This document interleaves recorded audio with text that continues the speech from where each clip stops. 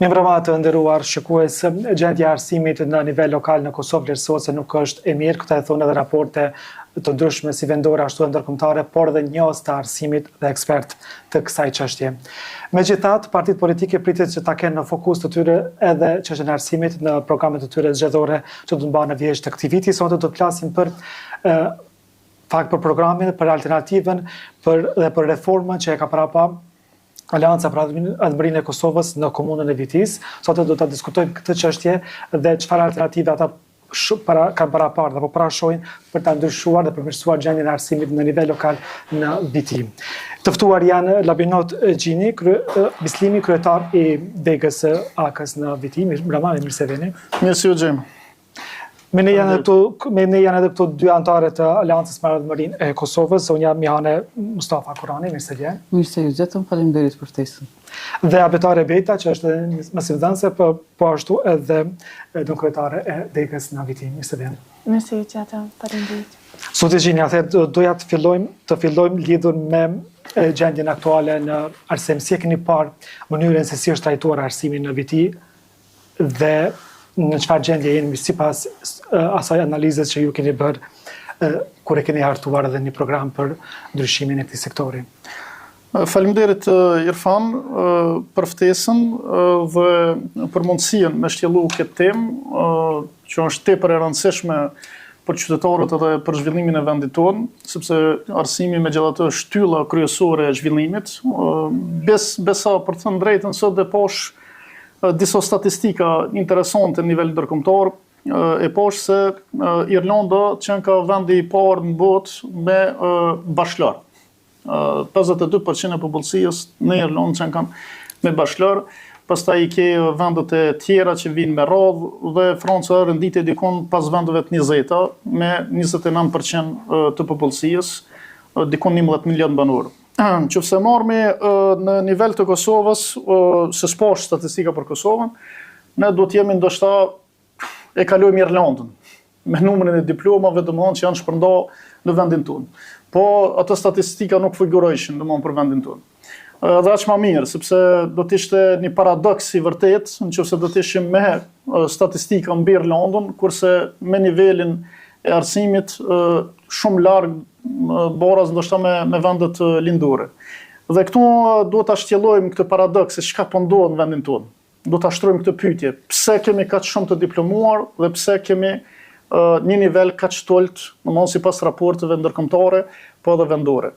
Arsimi në Viti, para se ta diskutonim arsimin në Viti, do doja të jep ta shtjelloj temën pak në mënyrë më të gjerë në aspektin historik se çka ka ndodhur në Kosovë.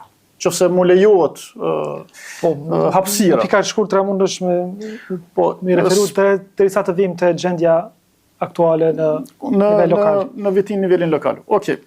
Atëherë le ta bëjmë një pasqyrje historike para se të vim te kjo.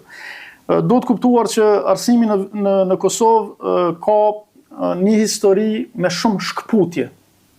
Thotë nuk është sikur në çdo vend normal ku ka pas një evoluim të sistemit, ka mujt me ndru sistemi, po ka një evoluim të vazhdueshëm pra të sistemit arsimor. Le ta marrim prej themelimit të shkollës në Korç, pra siç e dim pas lidhjes shqiptare të Prizrenit, më 1887, pra me 7 mars 1887, kur themelohet shkolla e parë në Korç. Në atë kohë rilindasit tanë e themelojnë atë shkollë për me fillu arsimin në gjuhën shqipe dhe në atë kohë nuk është e ndarë në aspektin territorial, siç është sot, do thotë 4 vilajetet ishin akoma bashk dhe Kosova ishte pjesë e asaj. 1889, pas 1887, pra më njëherë hapët shkolla tjetër, më falni, 91 në fakt, më falni se është gabim imi, është 1889, pra hapët shkolla shqipe në Prizren. Pra krijohen dy pole, një në Korç, një në Prizren me qëllim që të përhapët dija prej këtyre dy poleve dhe është një strategji pra kombëtare, gjithë kombëtare në atë kohë që bëhet prej rindasve tonë. Dhe kështu vazhdojnë deri me 1913 në një farë mënyre ku një sistem të tërë e kemi kuptohet në fazat e saj fillestare dhe primitive, arkaike për kohën e sotshme, mirë po megjithatë është një sistem arsimor i cili fillon i përbashkët në këtë periudhë. 1913 pro Ku do të ndarja këto? bëhet ndarja, bëhet shkputja. Dhe prej këtu Kosova nuk është më pjesë e një sistemi të përbashkët arsimor në gjuhën shqipe dhe laike. Në luftën e parë botërore, që është një etapë e parë, e kemi të ndarë pjesën austro-hungareze ku lejohet gjuha shqipe, në Kosovë fjala, dhe pjesën tjetër ku nuk lejohet gjuha shqipe, pra pjesën lindore. Në etapën e dytë pas kësaj e kemi mbretërinë kroato-slovene serbe, që është pas luftës dytë botërore, ku nuk lejohet as në publik gjuha shqipe. Thotë se lere më të ketë arsim. Pra e shohim një herë që është një shkputje e parë, një herë që ishte më herët gjysma e Kosovës kishte arsim sado mediokër në faza fillestare, dhe gjysma tjetër nuk kishte, dhe kemi pas luftës parë botërore ku nuk kemi fare. Me mbretërinë jugoslave, pra 1929, e kemi pastaj një fazë ku fillojnë me pas shkolla elementare 4 vjeçare, po që janë vetëm në gjuhën serbe. Aty marrin pjesë shumë pak shqiptarë, se hiç ato çështjen e gjuhës shqipe, arsimi si arsim, dhe shqiptarët nuk e gëzojnë në Kosovë në këtë periudhë. Janë shumë pak shqiptarë që shkojnë të jenë pjesë e këtyre shkollave pra 4 vjeçare përgjatë mbretërisë jugoslave. Faza e tretë është faza e luftës së dytë botërore, pra me Ernest Koliçin, i cili përhap një sistem arsimor përgjatë luftës pas 1943 diku. Edhe në Kosovë ku fillojnë shkollat e para, pra në një kuadër prap të përbashkët, po shumë të shkurt, të arsimit shqip, pra të një sistemi shkollor. Dhe kemi pastaj, pas luftës dytë botërore, pra me Jugosllavinë, e cila fillon ka një qëllim, do shta për, le ta themi, të fshehur apo të vërtet, për ta arsimuar apo ndriçuar pak sa do kudo edhe zonën tonë, pra edhe popullsinë shqiptare. Dhe ka një themelim të shkollave 4 vjeçare. Mirë, po në atë kohë nuk ka as program, as plan program, as shkollë pedagogjike, pra është sistem shumë i brisht. Megjithatë, funksionon disi deri në vitet 66, ku bëhet një lloj demokratizimi, edhe kemi një fazë tjetër, pra ku Tirana sjell shumë libra, çon plan programe, e shtyn arsimin shqip, drejt, pra është një lloj ribashkimi i dobët ose i brisht, po megjithatë që pas 66-67 sidomos, e kemi një lloj komunikimi edhe këmbimi mes dy sistemeve arsimore.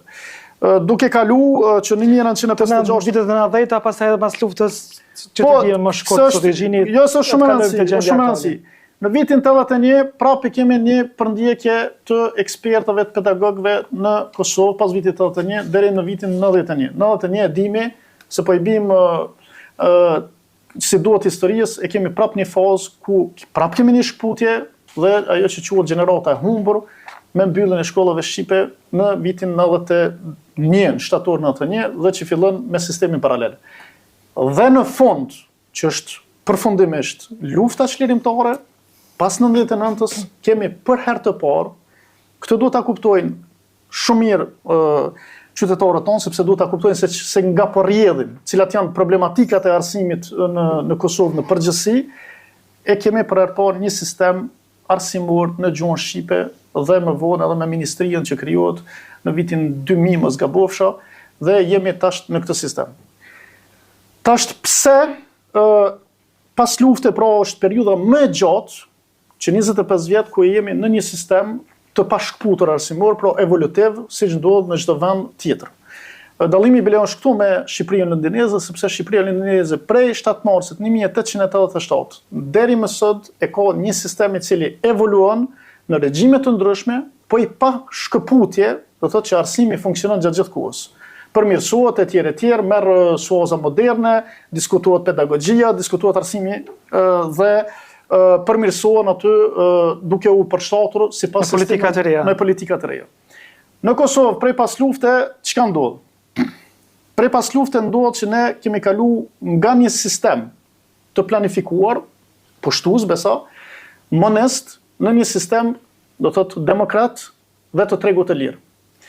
Sot arsimi në Kosovë, përmiron shkurt, dhe ndoshta e diskutojmë, shqellojmë pak më thellë pastaj, akoma funksionon në një mentalitet ose strukturë mendore, ose në një politikat të planifikimit ish Jugoslav, gjersa ekonomia është duke u zhvilluar në një treg të lirë.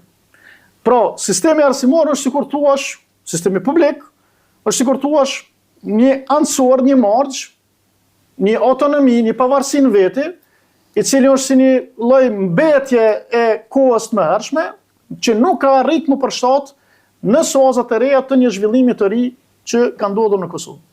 Dhe këtë e shohim tash për mi ardhur gjendjes në viti, vetëm këto vitet e fundit, ja ku i keni këto tabelën, thot ku është ndërtuar një sistem klientelist komplet, dhe këto e keni tabelën, që nga viti 2004 deri në vitin 2024, i kemi gjitha dhonat, son zonca janë. Cilat janë gjetjet e juaja se përket mënyrës se si është menaxhuar arsimi në viti? Këtë po e them që nga viti 2004 deri në 2024, dhe nëse shihni nga viti 2013, nuk e dia e kop këtu kamera, po e nxjerr ndoshta si dokument, se kemi bën këtë statistika, e shihni pra kurbat se si prej 2013-s është një rënje e nxënësve drastike, gjersa e kemi një punësim në ngritje të mësimdhënësve. Sot në komunën e Vitinjës janë dikon 250 mësimdhënës të cilët nuk mund të arsyetojnë punën e tyre për shkak të mungesës së nxënësve apo le ta themi ndryshe të një reforme strukturore të arsimit në Vitinjë. Gjersa ka ra numrin nxënësve, sepse këto kurba nuk i kemi bëna si kemi nxjerr prej vetit, po janë prej statistikave zyrtare të Kosovës. Gjersa numri i nxënësve pra ka qenë rënje, e ke pra një punësim në vazhdimsi. Gjersa numri i nxënësve është në rënje, ke pas ndërtim të shkollave të reja. Ku 10 shkolla të reja janë ndërtuar në viti në këtë periudhë. Thot, pa e mendu askush racionalizimin e resurseve ose burimeve njerëzore, burime financiare dhe të një strategjie në nivel komunal se si të menaxhohet ndryshe të përshtatët shkolla me rrethonat e reja, me numrin e nxënësve. Sot, le të themi disa shifra, raporti nxënës mësimdhënës, pra sa nxënës janë për një mësimdhënës, është 8 nxënës në nivel global të Vitinjës për mësimdhënës. Sa do të jetë për më pagu një mësimdhënës? Do të me qenë 14 në zonat rurale dhe 23 në zonat urbane. Për klasë, do të thonë numri i nxënësve për pikërisht për më pagu një mësimdhënës. Në këtë raport. Të marrim një mendim të nga të ftuarat, pastaj do dalim te tema tjera. Zonja Mustafa Kurani, ju keni thënë që keni pranuar në Arsen një provojë, keni pas si ka qenë ajo provojë dhe si keni pa mënyrën se si po menaxhohet arsimi nga institucionet në vend? Unë vi, domethënë prej një zonës ku lufta e ka bot veten dhe normalisht po nisna prej luftës së tutje për me elaboru pak na për cilat vështirësi ka kaluar dhe arsimi. Domethënë kam fillu punën me një tetor, domethënë për bjen ato në vitin e parë të luftës dhe mu më karo me ik bashkë me nxënësa në përmale. Periuda pas luftës ka qenë edhe më e vështirë sepse ka pas nxënës që nuk kanë pas as vend ku me zhvillu mësimin. Domethënë ka qenë ekzistenciale edhe një dhomë, domethënë ku kanë mujt me jetu, edhe si bashkësi familjare, po njëkohësisht edhe ku kanë mujt ata me zhvillu edhe mësimin. Koha matutje, pastaj fillon edhe reformat e ndryshme, ku siç po shihet edhe sot, po ndoket se këto reforma po janë të zgjatura dhe pa rezultat. Nuk muj me thonë krejt pa rezultat, po vetë disproporcioni i diplomave që e përmende dhe zotërio, Labinoti, numri i të diplomuarve me këtë mos sukses, në lënë për të dëshiruar edhe për të menduar mirë se me të vërtet ku po qalon sistemi arsimor në ditët e sodit. A duhet reformim? Pa tjetër që duhet reformim. Ku duhet bëhet reformimi? Unë mendoj se tekstet shkollore duhet ato t'jenë, sidomos për ciklin e oltën e shoh se janë pak të ngarkuar. Tash me hapjen edhe të botës teknologjike na shohim se nuk ekziston vetëm një formë e shumëzimit, po e marrë në matematikë, ekzistojnë disa forma. Është nështë ta më e rëndësishme në nxënësit klasës të parë, të mësohen tri lloje të shumëzimit, se sa të mësohet një ekuacion me një të panjohur në klasën e parë dhe një ekuacion me një të panjohur të mësohet në klasën e 9. Që besoj që në klasën e parë mëson, pos nuk besoj që kur del në klasën e 9 ka me ditë prapë që ato që e kam mësuar në klasën e parë. Do të thonë shihim të rishikimin e teksteve mësimore për të përshtatur me nevojat aktuale. Patjetër. Unë mendoj se kjo është një prej çështjeve kryesore. Sonja Beta, ju jeni mësimdhënëse në viti që disa vite po bën, si e shihni mënyrën si menaxhohet arsimi? Mendoj Pra që se të dalim për të reforma që parashem, që ka në plan aleanca për ndryshim të këtij sektori. Mendoj që në përgjithësi në sistemin arsimor në Kosovë, shpjegoj edhe labe, ka ndodhur disa reforma, sidomos prej vitit 2000, të cilat ende shihet rezultatet tona si do jetë, por në komunën e Vitis, po dhe në përgjithësi në komunat e vogla të Kosovës, të marrë parasysh, si që tha dhe marrët labe, që ka ra numri nxënësve në për shkolla, konsideroj që nuk është bë mënyra më mirë, menaxhimi më i mirë i arsimit. Do të thonë sfida është rënja e numrit të nxënësve dhe sa është adresuar kjo tek institucionet. Pikërisht, sepse përderisa ka ra numri i nxënësve, numri i mësimdhënësve ka shku në ngritje dhe investimi në objekte shkollore ka shku duke u ngritur sidomos në përfshatrat të cilat është supozu që janë duke u largu banorët në vend se të investohen ndoshta që të mirëmbahen ose të mbahen ata banorët atë, është investuar në shkolla të cilat veç numri i nxënësve ka shku të ra më tepër. Dhe ne mendojmë se reforma më e mirë dhe më domosdoshme e nevojshme për këtë kohë është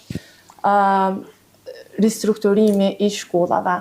Për shkak se me këtë numër të vogël të nxënësve nuk është ndodhur asisia e arsimit në shkolla, nuk është ndodhur socializimi i duhur i nxënësve, nuk është ndodhur akulturimi i nxënësve. Nëse do të bëjnë një ristrukturim i shkollave, siç na më vonë do ta përmendim në reformën tonë që e kemi para po, mendojmë që ka me pas ngritje të cilësisë në arsim, ka me pas akulturim të nxënësve dhe socializim më të madh mes nxënësve.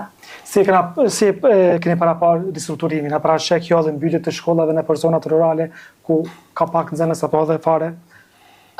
Ne kemi paraparë që së pari të bëhet mbledhimi i nxënësve të shkollave të mesme në 2 shkolla, në të përgjithshëm dhe në atë profesional në komunën e Vitis.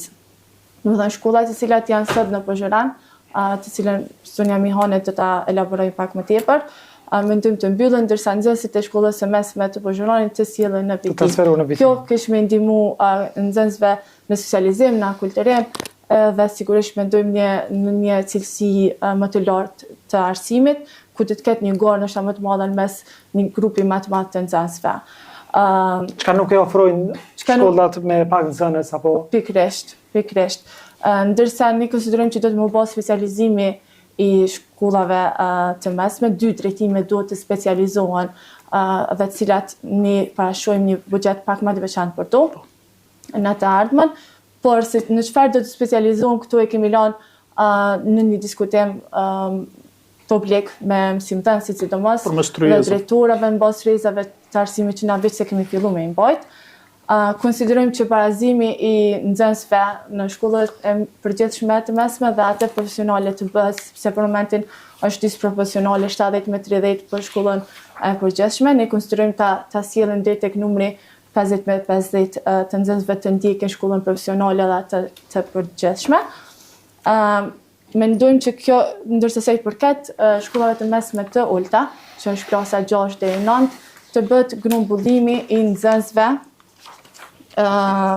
gjithashtu në dy shkolla të mëdha, ajo në shkollën e Pozhoranit, që është sot, të grumbullon një pjesë e fshatrave të rrethinës, si që janë Remiku, Budrika, Radivozi, Gjitia, Vallanca, Terpeza, Slatina, Tresteniku, Sedovina, fshati i ri dhe sigurisht nxënësit e Pozhoranit, për shkak se sot për shembull numri nxënësve në shkollën e mesme të Olt është vetëm 2342 nxënës.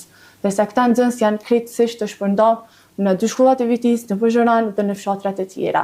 Ne konsiderojmë që duhet të mbledhen këta nxënësit të klasave 6 deri në 9 në 2 shkolla në Pozhoran dhe në Viti, në mënyrë që të bëhet që ajo që thamë, këtë ngritje cilësisë, një garë, po, mes nxënësve, një cilësi, një kulturë mes tyre. Po, do të marrë mendimin e Zotit Beslimi.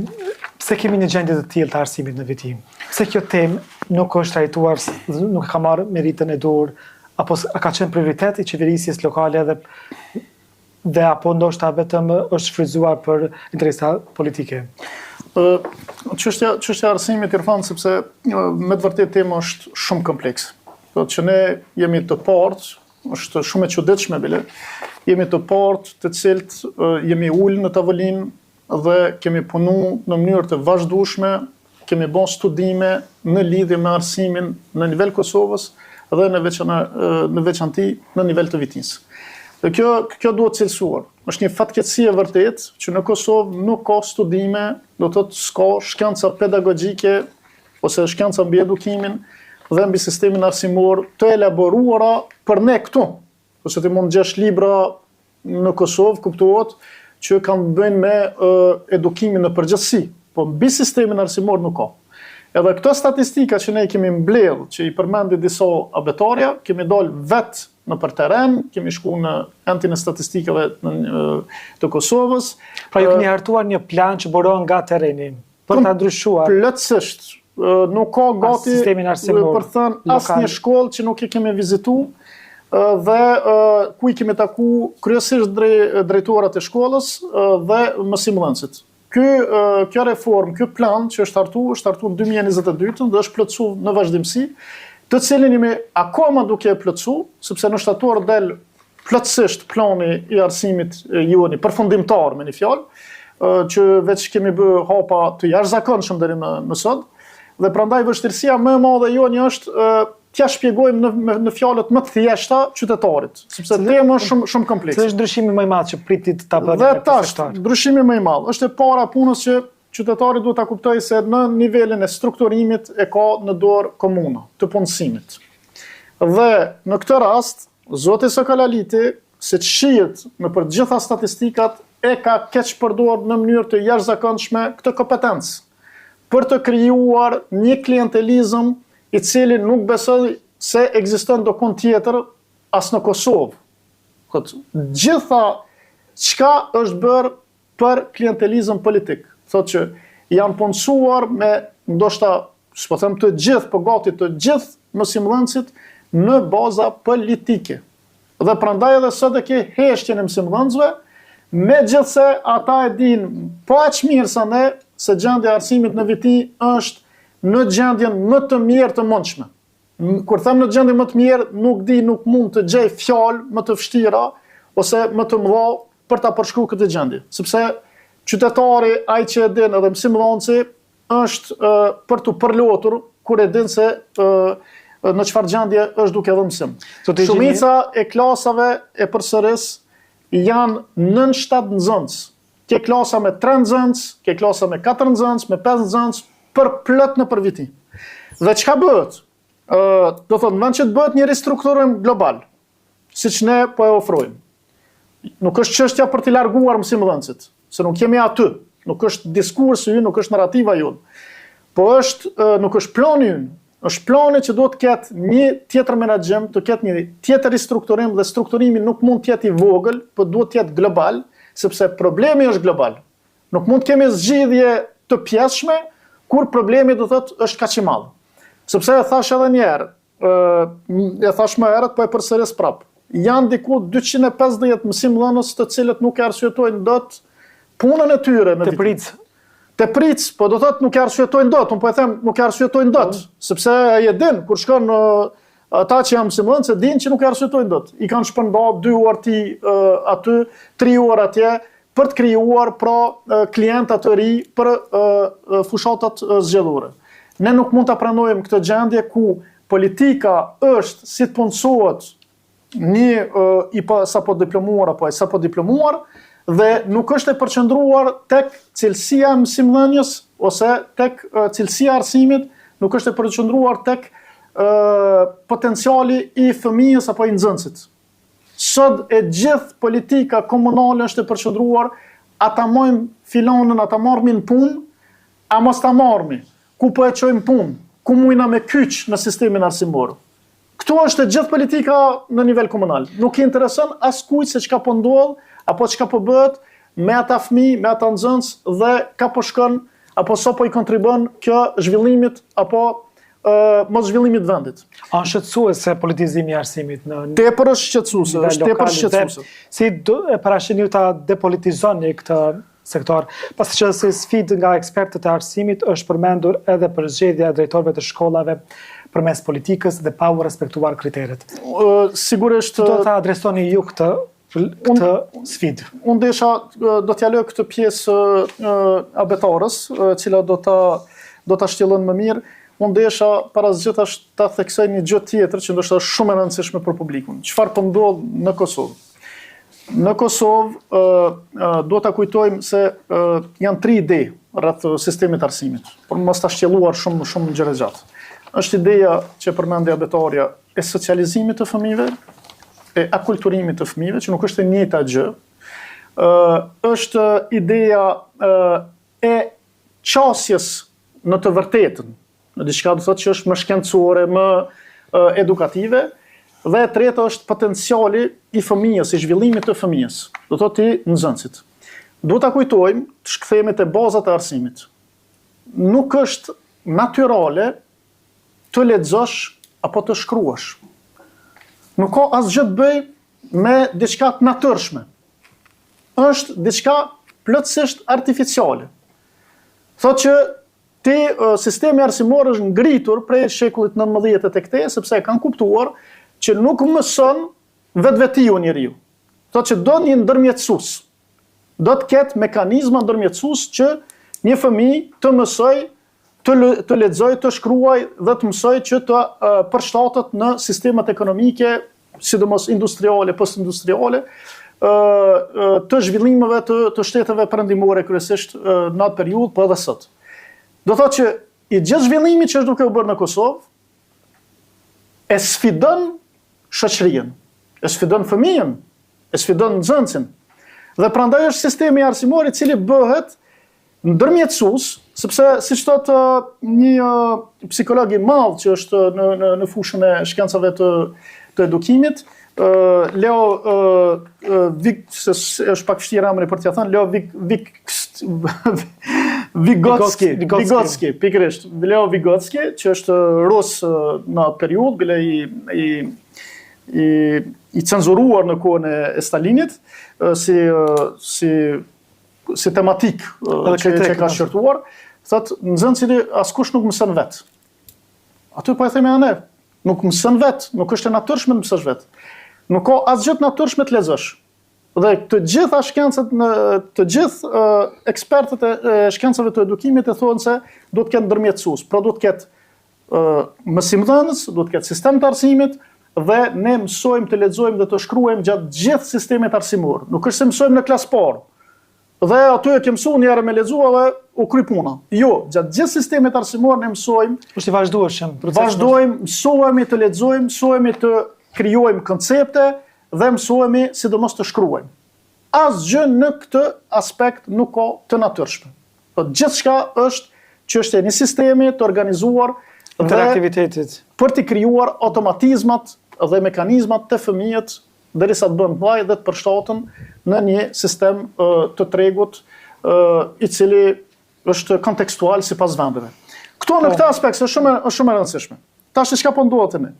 A tha më herët diploma ka sa dush. Ju e dini në politikë shpesh thonë analfabet funksional. E ka thënë ai madh yni, që pi thonë babë. Nuk kemi në problem me analfabetizmin në Kosovë, kemi problem me iletrizmin. Franca dikun do të ketë iletrizëm 1-2%. Kosova do të ketë mbi 70%. Si bëhet, çka është iletrizmi që t'ia shpjegojmë publikut?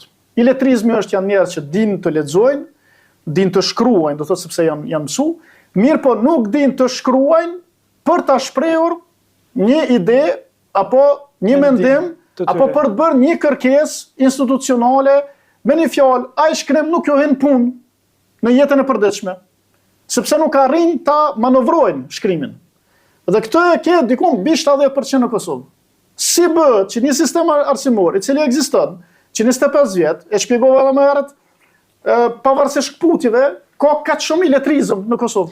Pra që nuk din të artikulojnë. Që nuk din të artikulojnë, të formulojnë, po them se janë analfabet, po nuk e kanë kapacitetin për ta manovruar shkrimin. Dhe kjo është halli.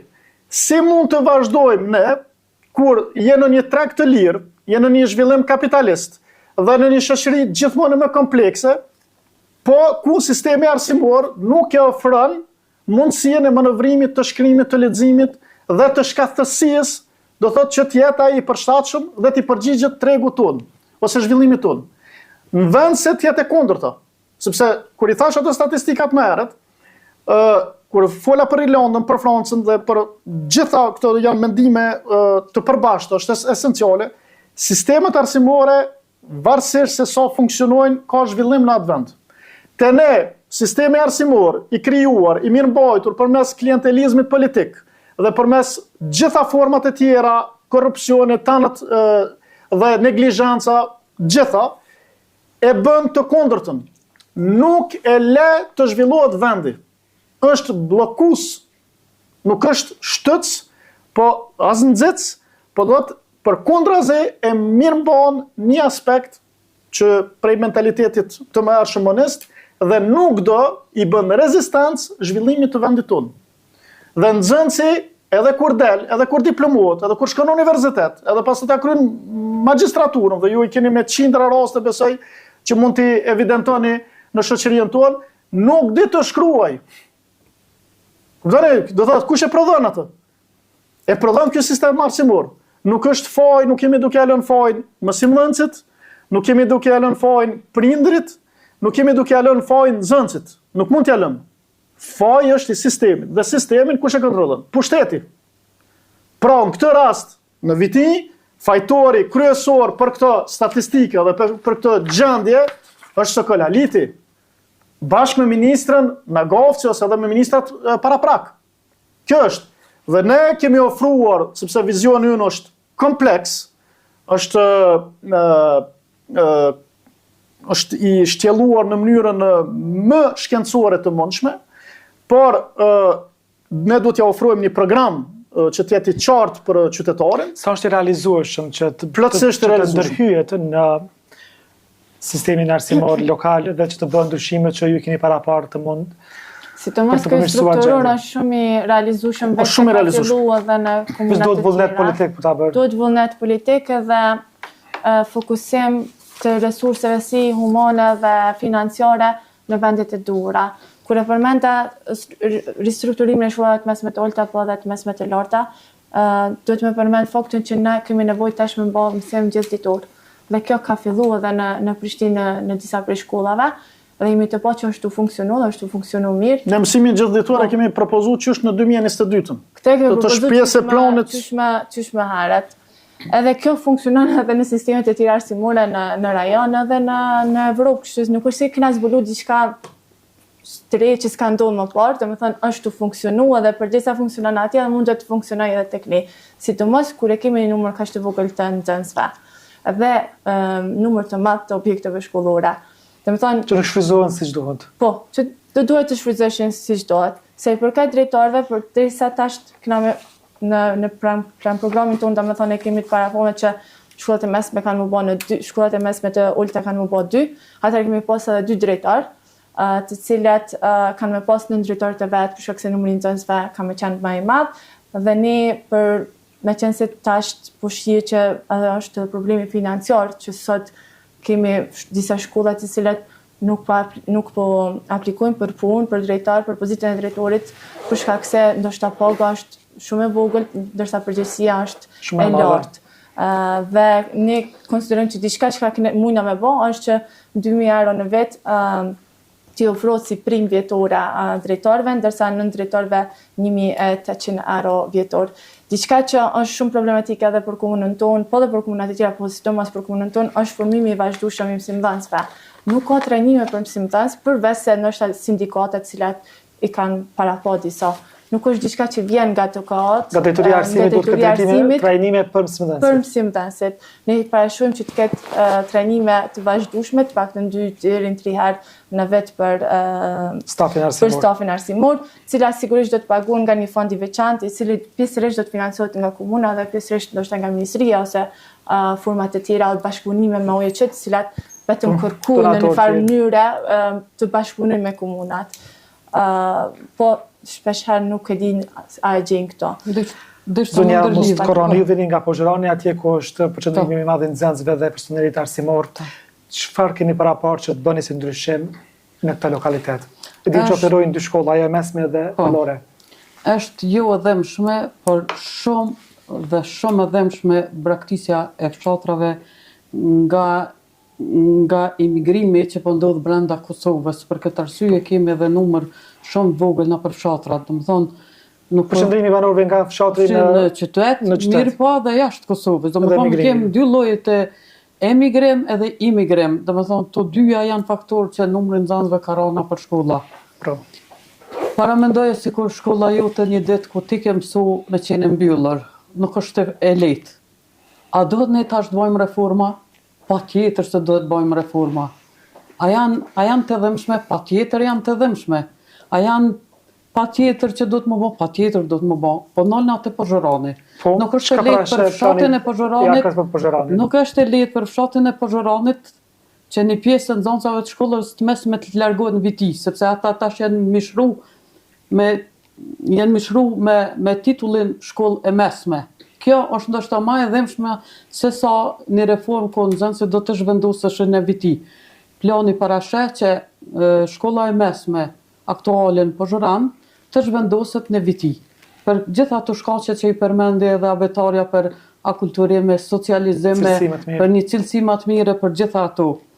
Tash, është e mundur kjo? Është e mundur. Kjo është e mundur duke bashkë biseduar me fshatarët tanë, duke ja treguar përparësitë që i ka kjo zhvendosje e nxënësave. Pozhërani me këtë rast nuk do të humbë numrin e nxënësve prej 200 nxënësave ose më shumë që do të vinë viti, sepse është paraparë që të vinë prej fshatra tjera një numër prej 700 nxënësave tjerë. Edhe besoj që edhe fshatarët do të kenë mirë kuptim kur do të shkojmë me këto analiza, kur do të shkojmë me këto vendime, kur do të shkojmë se kjo është e domosdoshme. Nuk mundet një shkollë në fshat me jetu me 5 nxënësa. Këta edhe një qytetar shumë e thjesht, pa analizë të mirëfillt mundet me kuptu se është ne e domosdoshme. Më keq ku tham se kemi mësues të pric. Nuk kemi mësues të pric. Domethënë asnjë mësues nuk është të pric. Pse ka ardhur deri te kjo? Kjo ka ardhur prej qendrës, domethënë prej Prishtinës, ku atje nuk është bënë analizë mirëfillt të tregut se sa mësimdhënës ka nevojë Kosova. Domethënë gishti duhet drejtuar anenaj. Te Ministria e Arsimit. Te Ministria e Arsimit. Ata është dashur me parapo sa mësimdhënës i duhet Kosovës, i duhet tregut në Kosovë, në për çdo komunë. Sa është numri i nxënësve, në proporcion me numrin e nxënësve, të përcaktohet edhe numri i mësimdhënësve. Njëkohësisht shpallet konkursin fakultete për kadrat përkatëse. Domethënë pikërisht prej qendrës burojnë edhe këto probleme që tash ne po ballafaqohemi në vazhdimsi. Dua ta plotësoj Mionën. Çështja është e vërtetë që është ministria e cila duhet normalisht, në një vend normal, që i kontrollon gjithmonë dhe bën studime edhe kërkon në kërkesë që të ketë studime prej akademisë, prej njerëzve, prej studentëve, prej profesorëve, të cilat mundin me ofru ndihmë dhe studime përkohëse në këtë lami. Mirë po, problemi i Kosovës është se është në 2 nivelet të pushtetit. Dhe këto 2 nivelet të pushtetit janë ndarë kështu.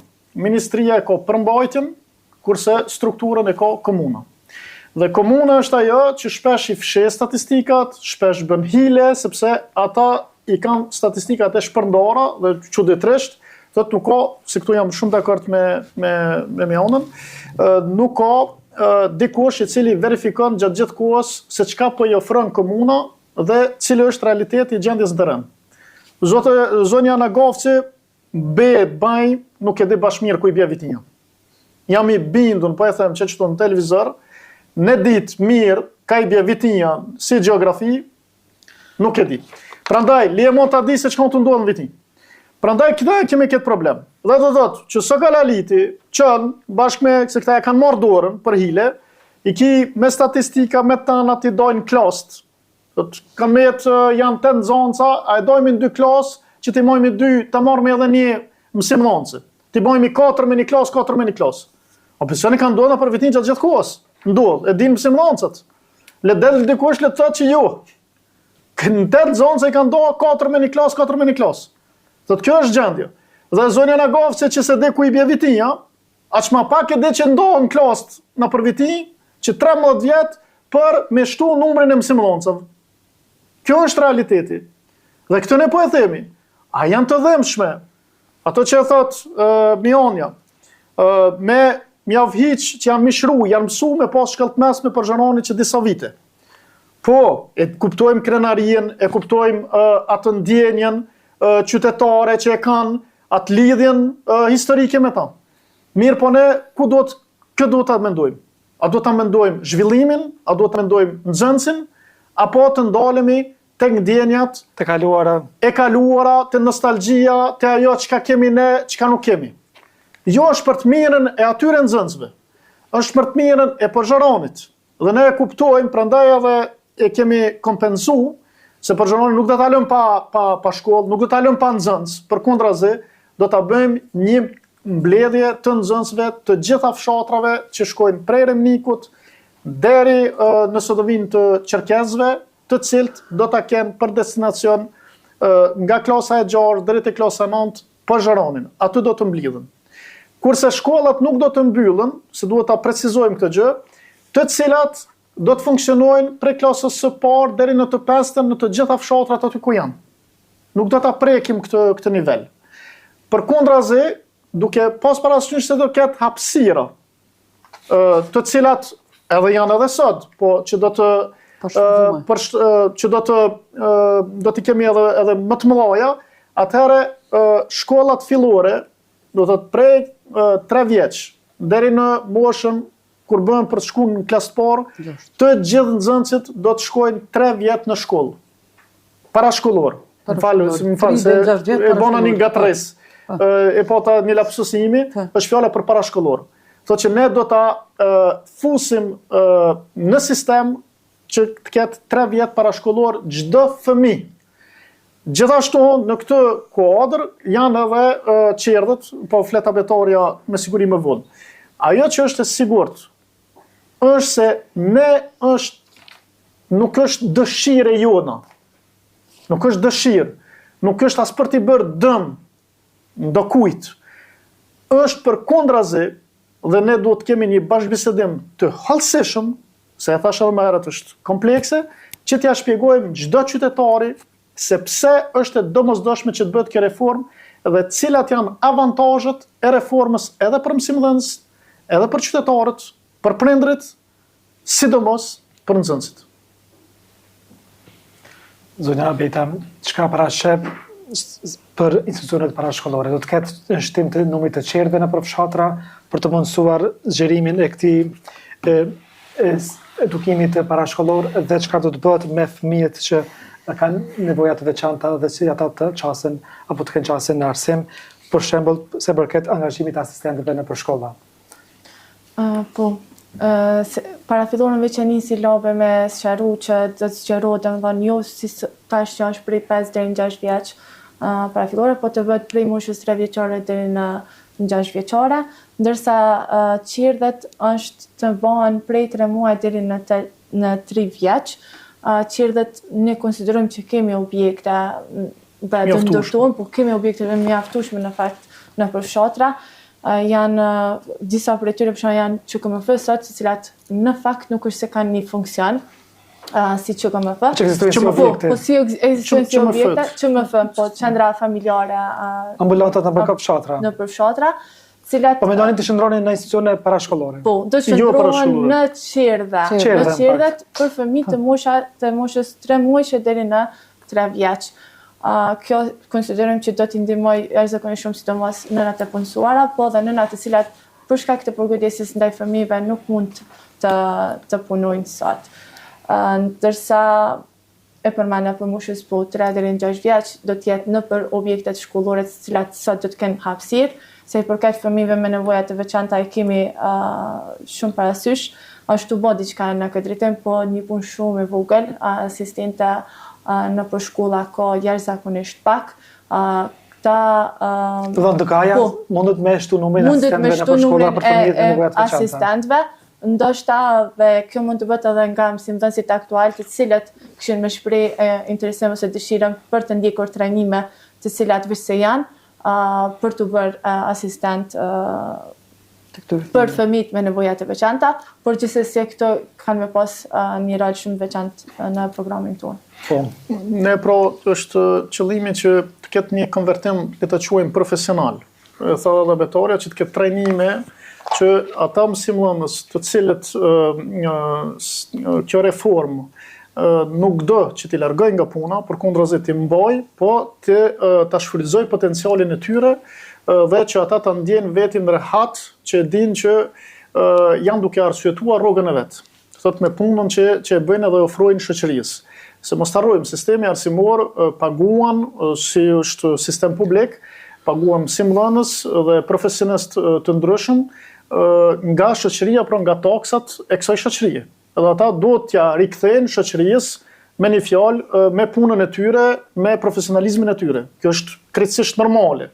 Ashtu siç edhe ne në politikë që duhet t'ja rikthejmë shoqërisë, pra ato që ata na i kanë besu me votën e tyre dhe kuptohet me pagesat që i marrëmi ose do t'i marrim si asamblesë, kryetar, drejtora etj. Që është gjëja më normale thot në cilin do sistem. Dhe mësimdhënësi me rikonvertimin profesional nuk do të largohet nga puna, përkundrazi do ta gjej vetin prapë në sistemin arsimor, por në këtë rast, jo sikur sot, ku ai ndjen vetin të demotivuar, do thot përballë kësaj gjendje mjerimi, ku i ka humbur sensi, i ka humbur kuptimi punës së vet, përkundrazi ai do të rikthehet i motivuar dhe i sistemuar në vendin e duhur dhe të përshtatshëm, ku ai do ta jap kontributin më të mirë të mundshëm dhe ku do ta ndjej vetin jo bërxhli ndaj shoqërisë, por përkundrazi shoqëria ta ndjej vetin bërxhli ndaj tij ose ndaj saj, i cili do thotë ka dhënë një kontribut të duhur që të ketë zhvillim pra komuna jonë dhe në këtë rast vendi ynë. Ne qëllimi është e realizueshme. 100% është e realizueshme. Jo vetëm se kemi vullnetin, po kemi vendosmërinë dhe kemi të qartë çdo element të sistemit ton arsimor dhe e kemi të qartë, e kemi një vizion sistemik të arsimit, të tregut të punës dhe të gjitha elementeve që janë si thua satelit ose që janë përbërës të sistemit arsimor tonë. Dhe duam që Vitinjën, komunën e Vitinjës, ta bëjmë model për të ndjekur dhe kemi për ta bërë, ja besën këtu qytetarëve që nëse vim pushtet, do të jetë model për të ndjekur në nivel të Kosovës dhe nga secila komunë. Çdo gjë që kemi shkruar, siç e thamë më herët, ka dalë nga terreni. Është e studiuar, nuk është mendim ad hoc.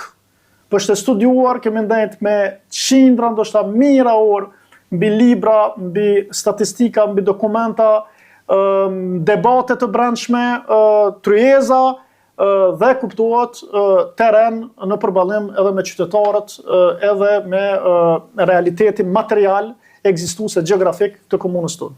Thotë që nuk është se na ka dalë kështu, na ka pjell nga mendja gjithë kjo. Po është konceptualizim i realitetit, lexueshmëri e realitetit në të cilin jemi. Dhe mund të flasim gjëre gjatë, thellësisht, në mënyrën më profesionale të mundshme dhe me një terminologji shumë shkencore nëse është nevoja. Po këtu jemi për t'ia prezantuar në format më të thjeshta qytetarit dhe për t'i treguar pak a shumë se cila është reforma, ato që janë më esenciale, të cilat e prekin drejt për drejt atë. Sepse pastaj janë të gjitha elementet tjera se si do të zhvillohet mësimi, çfarë do të heqim, çfarë do të shtojmë, etj. Po kjo është një në suaza të ardhshme, me një fjalë, kur e ke pushtetin mund ta realizosh. Do t'i kisha shtu këtu pak edhe të fëmijët me nevoja të veçanta. Pas luftës, kum pasur fatin me punu me kryqin e Koç Danez, një program psikosocial i cili ka ndodhur dikon 2 vite, që na kanë mbështet fuqishëm zonën kohën kum punu. Dhe me çka na kanë mbështet ata? Na kanë mbështet me programe shumë interesante, duke zhvilluar lojna me nxënësat. Mas orës mësimit kemi pas gjithsesi obligim 1 orë shtesë me majt me fëmijë, me bajt aktivitete, lojna të ndryshme, gjithashtu edhe punën e dorës. A mujna na për shembull njëjtin gjë me bë edhe të fëmijët që janë me aftësi të kufizuar. Ata pse kanë aftësi të kufizuar nuk do të thotë që janë jashtë funksionit edhe nuk mujnë më kyç në jetën tonë reale. Dikujt i mungojnë kampa, i ka durë, ka mendjen, ndoshta mundet me dhënë një ide, mundet me shu një libër, mundet me kontribuar në çështjet e arsimit.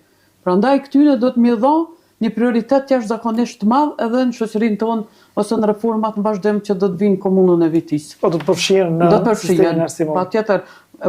Nëse nuk mund më përfshi edhe në rolin e vet. Po, në sistemin arsimor mundet një faqe me pas ku ata janë prap me formu një produkt vetin dhe përmes atij produktit vet ata mund me siguru të ardhra për mbijetisën, po pse jo edhe për familjen e vet. Se sot triku është i hapur, ki llojet pa numër të mundësive për mi kyçin të rregullën e lirë.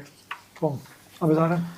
Po, nëse mund të shtoj diçka tek mësimdhënësit që përmendje dhe Lapi, sot mësimdhënësit nuk janë të vlerësuar dhe nuk ndihen të vlerësuar. Nëse e pyet secilin prej mësimdhënësve, e ndjen që nuk është të dhënë atë kontributin për shoqërinë, po sikur i mborzhli ndaj shoqërisë në një farë mënyre.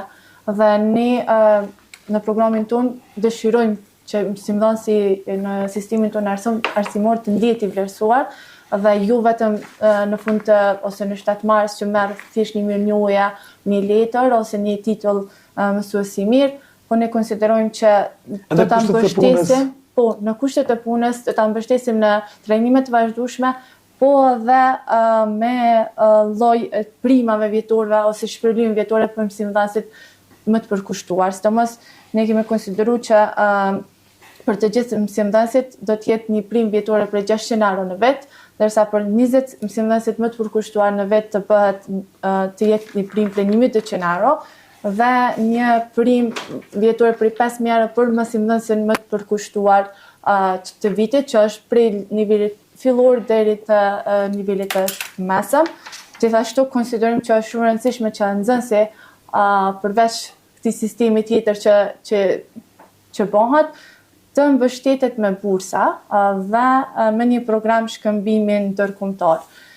Bursa do të funksionojnë që të ndohen 500 bursa për 500 nxënës. Nga buxheti komunal? Nga buxheti jo komunal. Në fakt, ne kemi menduar të krijojmë një fond veçantë që do të funksionojë me Mërgatën, që është shkollon një fëmijë, sigurisht që do të jetë në anonimitet rigoros, kjo lidhshmëria financiare mes atij që dhuron dhe atij që merr. Edhe programi i shkëmbimeve ndërkombëtare të jetë një program i shkëmbimit mes nxënësve të shkollave të mesme. Një nxënës i shkollës mesme i Kosovës mund të ndjekë një semestër dikon në mërgim në Evropë, ndërsa një mërgjimtar ose dikush i huaj të vinë të ndjekë një semestër në shkollën tonë të mesme. Kjo është ajo çka prashi alternativa juaj për arsimin pak a shumë. Pikërisht dhe përmendja një të fundit është aplikacioni që digitalizon lidhjen mes shkollës, nxënësit dhe prindrit, që është shumë i nevojshëm sot në mënyrë që të jenë të informuar prindrit, po mësimdhënësit, po dhe aktar tjerë të cilët funksionojnë me të dhëna statistika që lidhen me shkollat, të kenë të gjitha informacionet në këtë aplikacion. Sot e gjeni, po kush do ta drejtojë arsimin? Kjo është ajo pjesa që gjithmonë diskutohet se kush po vihet në pozita drejtuese të drejtorive komunale të arsimit, çfarë risie do të sillni ju, çfarë ndryshimi do të bëni se përket përzgjedhjes së drejtorit të arsimit në nivel komunal. Drejtorin e arsimit nuk do ta bëjmë sot publik sepse nuk është akoma koha, po ajo që është e sigurt, ajo pozitë që drejtori apo drejtoresha e arsimit do të vi dikush që ka punuar gjatë gjithë kohës në plan programin e arsimit dhe që e njeh në detaje vizionin tonë dhe politikat të cilat do të ndiqen. Partitë politike duhet t'ja kujtojmë qytetarëve tonë e kanë një funksion. Nuk e kanë veç me dalë në media dhe me folë. Nuk e kanë veç me lëshu fjalë ndaj kundërshtarëve. Po funksioni tyre primar është se janë grupacion të cilët formojnë kuadra për brenda. Dhe mirën me politika, me studime, përkace, si që jemi këtu në këtë rastin e arsimit. Dhe kuadrat e tonë, strukturat e tona e kanë elaboru këtë program. Janë njerëzit e tonë që e kanë elaboru. Ne nuk e kemi marrë, as e kemi gjetë dikon, as ne ka dhënë kërkush. Thotë që kanë punu këta njerëz që të kemi gjatë gjithë kohës, që të kemi një program, po të kemi një vizion të qartë, ta qartësojmë së pari vetveten, që ta qartësojmë qytetarin. Prandaj edhe njeriu që do ta drejtoj DKO-n e ardhshme, do të jetë njeriu i cili ka punu në këto programe dhe i ka zhvillu mendimin, vizionin, konceptin për gjatë gjithë kësaj kohe. Do ta jap me kohën e emrin, nuk është ndonjë problem, po është e sigurt se do të jetë një njeri në nivel profesional të përgatitur dhe do t'i shtyjë këto reforma me vendosmëri të plot dhe me mbështetje të plot të kryetarit të komunës së Vitijës së ardhshme, që do të jetë nga Aleanca. Kjo është ajo. Desha ndoshta ta potencoj Desha të dalë tek si do të bëhet, si do të menaxhohen shkollat në përfshatra që kanë mbetur me pak nxënës apo edhe që nuk ka. A do t'i inkuadroni në shkollat ku rritet ku është prezenca më e madhe e numrit të nxënësve, apo do të pyetun ato shkolla si do të veproni me këto objekte dhe me këtë. E thamë më herët, nuk do të mbyllet e sjellë migrimi. Spaku në fazën ku jemi ne, nuk do të ketë asnjë mbyllje të shkollës. Nuk është e paraparë që do të ketë mbyllje të shkollës, spaku në fazën ku jemi, sepse nga klasa e parë deri në të 5-ën, ato shkolla do të vazhdojnë të funksionojnë. Problemi është se nuk do të kemi më drejtor në secilën shkollë. Është e pamundur që të ketë drejtor sa shkolla janë nëpër viti me numrin e nxënësve që kemi. Por do të kenë dy drejtorët të cilët janë në nivelin e Vitijës, dhe koordinatorët, thot nën drejtorët e tjerë, po të cilët do t'i menaxhojnë edhe klasat e ulta me koordinator të tyre. Thot që do të jetë një mësimdhënës në shumicën e rasteve, se do të ketë me siguri edhe drejtor në vende të caktuara, po bëhet me një fjalë një drejtor për 6-7 shkolla dhe është një mësimdhënës i cili është koordinator i ngushtë me çfarë drejtorës e nën drejtor quhet. Po nuk do të funksionojë sikur sot me këtë klientelizëm që të bëj ty drejtore, bëj ato e tjerë, sepse nuk funksionon. Nuk është mundësia. Ne duam që ta vlerësojmë. Ai që është drejtor do të jetë drejtor i plot. Nuk është drejtor i 100 nxënësave, sepse është shok i kryetarit. Apo është njeriu i cili i sjell vota në filan fshatin e tjerë. I mobilizon më shumë nxënësit e prindrit për të bërë vota se sa që është i përqendruar në çështjet e arsimit. Jo, depolitizimi në komunën e Vitijës, me ardhen e Aleancës në pushtet, do të jetë i plot. Drejtorët, koordinatorët, nëndrejtorët, mësimdhënësit do të përzgjedhen sipas profileve, sipas vullneteve, dëshirave dhe kapaciteteve të tyre se ku mund ta japin kontributin më të mirë të mundshme. Dhe e tha betarja, do të jenë jo të ndëshkuar, jo të ofenduar mësimdhënësit, po do të jenë të vlerësuar në punën që e bëjnë. Kjo është shumë e rëndësishme.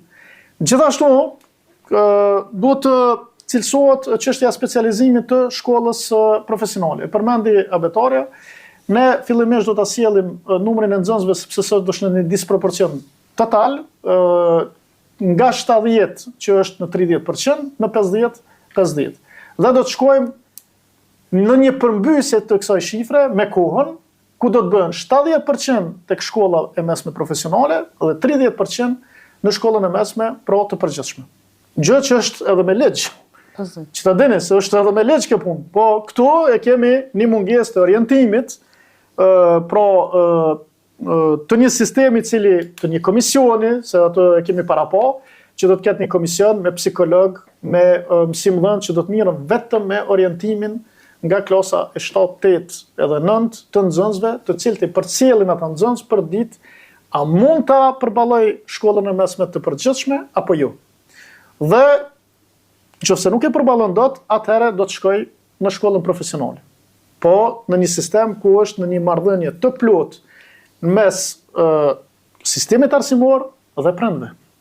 Të do t'i shoqërojnë jo vetëm nxënësit, po edhe prindrit, t'ja bëjnë të kuptueshme cilat janë avantazhet dhe dizavantazhet nëse marrin këtë orientim për fëmijën e tyre apo këtë tjetrin. Pse tash? Sepse Kosova, ta dini se çfarë është duke ndodhur. I ke 70% të nxënësve në shkollë të mesme, të cilët i çojnë në psikologji, në juridik, në ekonomi, e thash edhe më herët, dhe shpesh dalin shumë të mangët. Po kjo është çështja e sistemit arsimor. Po më e keq që përveç se dalin të mangët, dalin edhe pa oportunitete në tregun e punës. Dhe sot një fëmijë i cili shkon një nxënës në shkollë të mesme, kryen shkollën e mesme, kryen juridikun, shpesh pasi të kryen studimet, nuk ka treg për të. Dhe çfarë është duke ndodhur? Njëra prej aspekteve, elemente kyçe të emigrimit ton është se ai nuk arrin do ta gjej vetin në Kosovë dhe detyrohet të largohet për Gjermani, ku atje ndoshta e kap le ta quajmë kazmën, po në Kosovë nuk e kap dot, sepse në Kosovë ka titull, do thotë ka diplomë. E kuptoni? Thotë që sistemi jonë arsimor është duke prodhuar një shpërputhshmëri mes tregut të punës dhe sistemit arsimor. Emigrimi nuk është i rastësishëm. Prandaj edhe e tham, e dhëmshme mund tjetë një emocion i momentit, për arsye e thotë se duhet patjetër të kemi reformë. Dhe ne e thrasim në arsye prindin, e thrasim në arsye mësimdhënësin, e thrasim në arsye çdo qytetar të këtij vendit që të mund ta zhvillojmë vendin tonë përmes një sistemi shumë më kualitativ dhe shumë më performant, shumë më të përshtatshëm të sistemit tonë arsimor. Jemi duke shkuar në fund, të isha të ndalem edhe tek infrastruktura shkollore, çka do të bëhet me kabinetet në për shkolla që nuk janë funksionale apo nuk kanë aparaturat e nevojshme për zhvilluar praktikën në drejtimet përkatëse. Mirë që e ceke do ta marr prapë fjalën këtu, do munduam se është komplekse. Na duhet ta përmbyllim. Ne e tham që shkolla profesionale për ne do të specializohet, e tham më herët që do të jetë mësim gjithditor, por përveç dy specializime të cilat do të përzgjedhen bashkarisht me nevojat e komunës tonë dhe për të bërë dallimin me komunat e tjera veçse ku janë specializuar, që mos bëjmë të njëjtën gjë, po të jemi të dallueshëm në dy specializime ku do t'i konsakrojmë, do ta vlerësojmë me një buxhet shumë të lartë ato dy specializime dhe të hapura edhe për jashtë komunës, ato që mund vinë nga Ferizaj, nga Peja, nga kudo, për të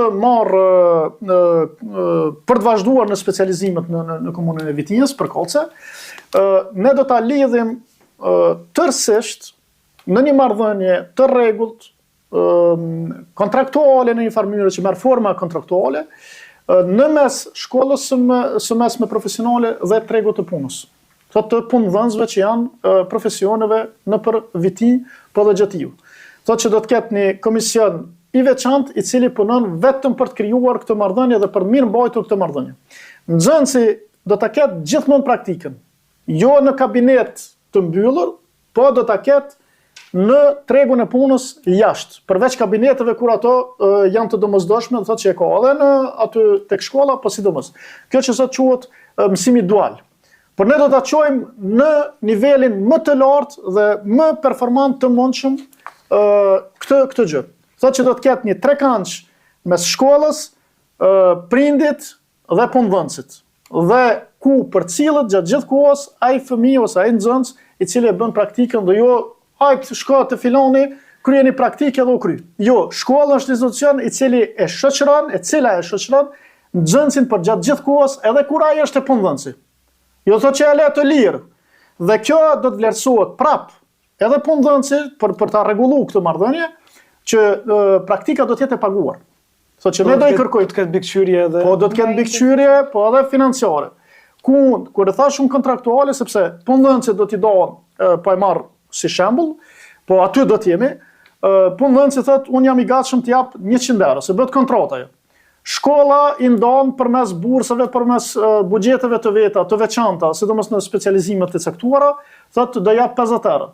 Dhe në një marrëdhënie plus me entin social, i cili sot ose antin e punës, nuk e di çfarë funksioni ka, do të futet në këtë trekënç, edhe ata do t'i japin për shembull për çdo nxënës që merr praktik, po e zon 50 euro. Dikon çdo praktikant në viti, çdo nxënë që do të shkojë në shkollën profesionale, do t'i ketë edhe këto avantazhe financiare, kompenzime edhe vlerësim, sepse ata do të shkojnë më të motivuar, prindët do të ju hiqet një barë, thot në aspektin financiar, mbështetje për ta, dhe prandaj edhe do të shkoj duke u vlerësuar lart shkolla e mesme profesionale, dhe jo sikur sot që tjetë është vlerësuar e thuat vetëm dështakët shkojnë më tonë, përkundrazi, është një orientim i duhur dhe me plot avantazhe të cilat do ta vlerëson edhe qytetari, edhe prindi, edhe mësimdhënësi, po sidomos edhe vetë nxënësi,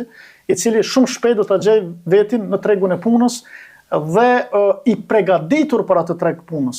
Thot plotësisht, se sot unë kam vizituar vetë dikun mbi gati 100 biznese në viti, dhe në të gjitha rastet thuhet se punëtorët janë të pakualifikuar dhe ne më shumë humbim kohë duke i përgatitur për punë se sa punën që na e bëjnë. Kjo është një problem, sepse nuk janë të profesionalizuar, nuk e dinë punën, nuk e dojnë punën, e kanë marrë pa motiv, ne përkundrazi do të orientojmë qysh herët sistemin arsimor që ai t'i përgjigjet tregut të punës të sotshëm apo edhe të ardhshëm. Atëherë po jemi duke debatuar pra për gjendjen e arsimit, kjo është pak a shumë vizioni juaj për zhvillimin e këtij sektori në viti. Nëse nuk keni diçka tjetër për të shtuar, ne kemi ardhur deri në fund të këtij debati. Zonja Korani. Po kjo është vetëm një pjesë e asaj çka një pjesë e plan programit, asaj çka ne mundom me cekë, edhe pse ka edhe shumë elemente tjera që do të flitet në tema tjera, në emisione, në debate tjera. Ju faleminderit edhe juve për ftesën, edhe patjetër që arsimit duhet të ndryshojë. Do të jetë prioritet i institucioneve.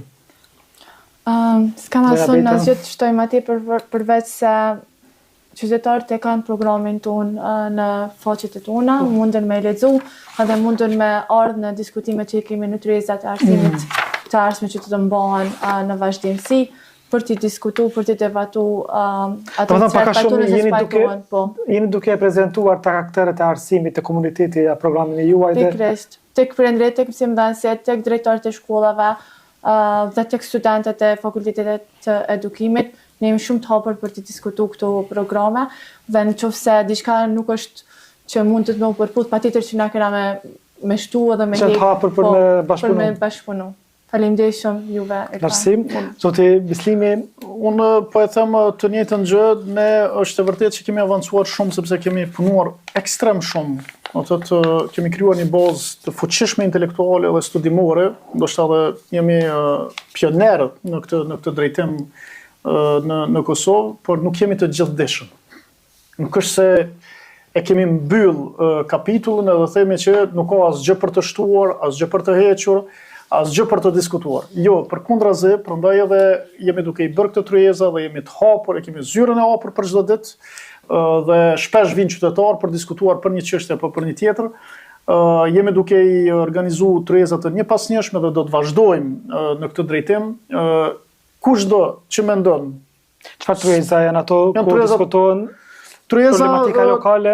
Tematikat në këtë rast për shembull është arsimin, e kemi bërë veç një tryezë, do të bëjmë edhe 4 tjera, besoj përgjatë kësaj periudhe deri në zgjedhje, po edhe mund të vazhdojnë edhe më tutje. Nuk është se ka një ndërprerje në drejtim, sepse ne duam që ta sensibilizojmë sa më shumë qytetarin me këtë çështje. Është kuptohet që shumica e qytetarëve, kemi fjalën për qytetarët, po shpesh edhe mësimdhënësit, nuk është se janë të informuar në këtë detaj, apo që ndoshta e kanë menduar një alternativë të mundshme. Ne thash që kemi një avantazh sepse kemi punuar gjatë gjithë kohës dhe është tamam Puna jonë si politikanë që të ofrojmë politika publike. Po në kuadër, në nivelin e mësimdhënësit ose mësimdhënësës, nuk është ndoshta se është puna e tij apo e saj për ta menduar komplet sistemin se si duhet reformohet e tjerë. Kështu që jemi të hapur për diskutuar me cilin do. Dhe në partit tjera kundërshtare? Partitë e tjera duhet të bëjnë studimet e tyre, duhet të ulën mas pari me zvete, so nuk po i shoh se janë duke ulë me zvete, duhet krijojnë tryezat e tyre, duhet bëjnë studimet e tyre, duhet i kalojnë disa orë ulë, sikur që po ulemi ne, thotë edhe punojmë në vazhdimsi. Ne nuk e kemi politikën 2 muaj fushat apo 1 muaj fushat. Ku mblidhemi, pim kafe e tjerë. Jo, politikën e kemi të përditshme. Nga ora 8 deri në orën 5, unë vetë jam në zyre gjatë gjithë kohës ose në teren. Dhe punoj, nxjerrim statistika, mbledhim gjana, takojmë qytetar, bisedojmë konkretisht dhe ato partitë e tjera do ta bëjnë po të njëjtën gjë, ta ofrojnë ato vizionin e tyre. Nëse janë në deficit të vizionit të politikave publike e tjerë, jemi të gatshëm t'ju ofrojmë. Nuk ka problem, le të vinë edhe ato, le të konsultohen me neve. Por mendoj që ato duhet t'i kenë mekanizmat, njerëzit, burimet e veta e tjerë. Po, thash jemi të hapur edhe ndaj tyre. Kështu që ju falenderojmë, e tha edhe zonja Miane që kjo është vetëm një pjesë, sepse është diskutim ndoshta pa kufim, sepse është shumë temë komplekse. Një piknisje është një pjesë edhe e programit tonë. Programi ju thash që do të jetë i finalizuar në shtator, do ta kenë të plotësuar, të kompletuar, do ta kenë fluiditetin edhe të gjitha koncepteve që vijnë njëra pas tjetrës, se qysh sot është siç e shihni disa faqe bile mungojnë disa këtu, do të jetë kushdo që ta lexojë në plotninë e vet apo në pjesërisht në koncepte të ndryshme, ai do ta ketë mundësinë, pra sepse e publikojmë rregullisht në faqet e tona dhe mund vijë edhe ta debatojë në për tryeza apo drejt për drejt në zyre. Desha ta përfundoj këtë duke e prezantuar zonën Mihane si kandidate për asamble komunale. Do ta prezantojmë nesër edhe publikisht, po me qenë se jemi këtu, dhe gjithashtu edhe Betare Beta të dyjat do të jenë pro kandidate për asambleje komunale, që ta dini se me kë kush po flet. Do të jenë pjesë e garës zgjedhore lokale. Atëherë i falenderojmë shumë për kohën, hapësirën që diskutuam për këtë temë mjaft të rëndësishme për gjendjen e arsimit në viti. Suksese në garën e mësimit e juaja për garën zgjedhore. Zoti Gjini, faleminderit shumë për kohën. Faleminderit juve. Të nderuar shikues, ka qenë ky debati për gjendjen e arsimit në viti dhe diskutuam për planin e aleancës se përket reformës të tyre për arsim në kuadër të zgjedhjeve lokale të vjeshtës së këtij viti. Faleminderit për kohën, mirupafshim.